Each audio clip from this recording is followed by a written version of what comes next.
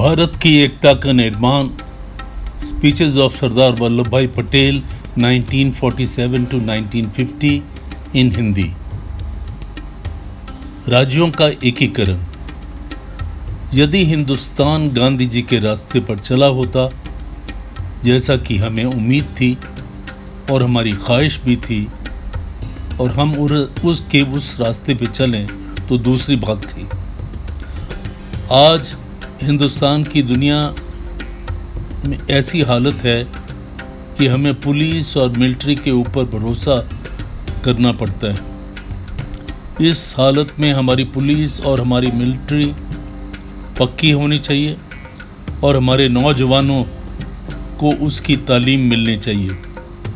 पाकिस्तान के अलावा एक अन्य टुकड़ा भी होने वाला था जो उससे भी ज़्यादा बुरा था, वह था राजस्थान। तो राजस्थान में बहुत लोग गड़बड़ मचा रहे थे, उनकी चलती तो देश के बहुत टुकड़े बन जाते। लेकिन मुझे आप लोगों के सामने यह कहने में बहुत खुशी है कि हमारे देश के जो राजा थे उन लोगों ने बहुत ही समझदारी से काम लिया। उनमें से बहुत ने अपने देश के लिए बड़ा प्रेम दिखाया। आप यह ना समझें कि राजा लोग बड़े स्वार्थी और घमंडी होते हैं। आप यह भी ना समझें कि उनके पास धन का और सत्ता का मद है और कोई स्वदेश प्रेम नहीं है। मैंने बहुत से राजाओं के साथ बात की और हमारे और उनके बीच में जो पर्दा था वह टूट गया।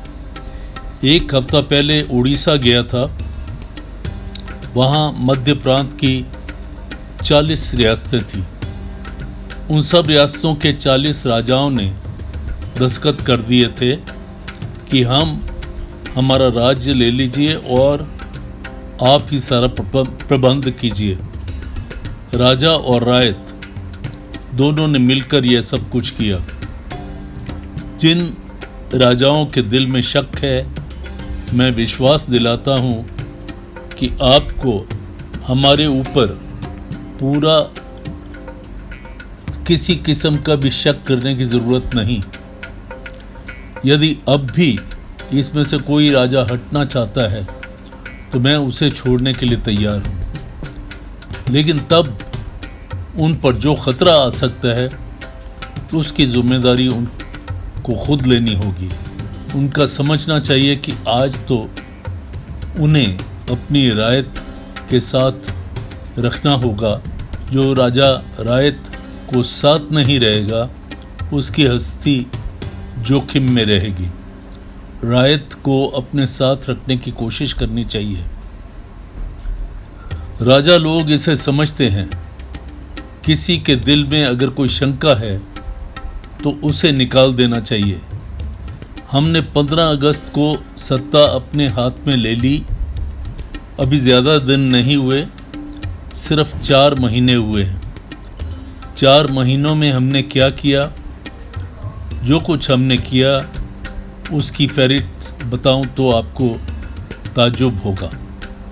हमारी हुकूमत चलाने के लिए लोहे का एक चौखटा था जिसको स्टील फ्रेम कहते हैं। उसमें 1200 से लेकर 1350 आदमी थे। वे ही सदियों से हमारे हिंदुस्तान का तंत्र चलाते थे। उनमें अधिक परदेसी लोग थे। उनका भी हिस्सा किया, लेकिन यह हिस्सा 2 तरह से नहीं हुआ।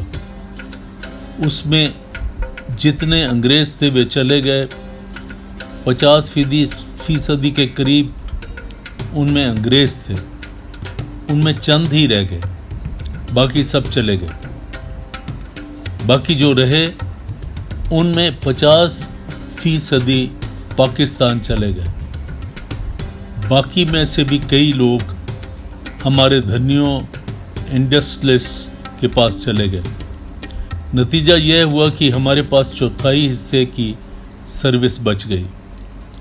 उसी से हम काम चलाते हैं। बहुत से लोग समझते हैं कि ख़ास तौर पर अंग्रेज़ अफसर सोचते थे कि इनका काम नहीं चलेगा, जो सर्विस चलती थी वह टूट गई, तो इनका काम कैसे चलेगा। लेकिन हमारा काम चलता है। उसके बाद हमारी जो मलकियत थी उसका भी हिस्सा किया। एक कुटुंब की मलकियत का हिस्सा करने में कितना समय लग जाता है, यह काम चंद रोज़ में नहीं होता। लेकिन हमने सारे मुल्क के हिंदुस्तान और पाकिस्तान के रूप में 2 हिस्से किए। उसके लिए हमें किसी अदालत में हम नहीं गए, आपस में बैठकर सब कर लिया। पाकिस्तान कुछ भी कहे, लेकिन मैं कहता हूँ कि अगर हमें पाकिस्तान को ख़त्म करना होता तो हम यह कभी ना करते। हमने इस सब में उदारता दिखाई, हमने इस सब में वैसा ही बर्ताव किया जैसे छोटे भाई के साथ करना चाहिए। कोई भी स्वतंत्र आदमी हमारे पक्ष में फैसला देगा, यह मुझे यकीन है। इस तरह से हमने सारी मिल्कियत का फैसला कर दिया। जो कर्ज देना था और जो रुपया दूसरे मुल्कों से लेना था उसका भी फैसला हमने कर दिया। लेकिन सरदार साहब की दिक्कतें इससे ख़त्म नहीं हुई, बल्कि इसके बाद भी उन्हें बहुत प्रॉब्लम्स का, बहुत डिफ़िकल्टीज़ का सामना करना पड़ा। देश में कई जगह पे लेबर प्रॉब्लम हो गई, कई जगह पे कुछ लोग और हर किस्म की तकलीफ़ देने लगे।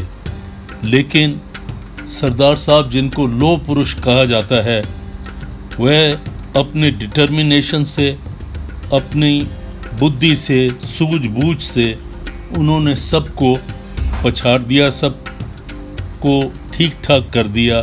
और नतीजा ये हुआ कि धीरे धीरे कंट्री, हमारे देश की मैनेजमेंट, हमारे देश की हालत, हमारे देश का सुधार होने लगा। और उसके लिए हम सब सरदार वल्लभ भाई पटेल को सैल्यूट करते हैं, क्योंकि हम ये सोच भी नहीं सकते कि उनके बिना यह काम कैसे हो सकता था।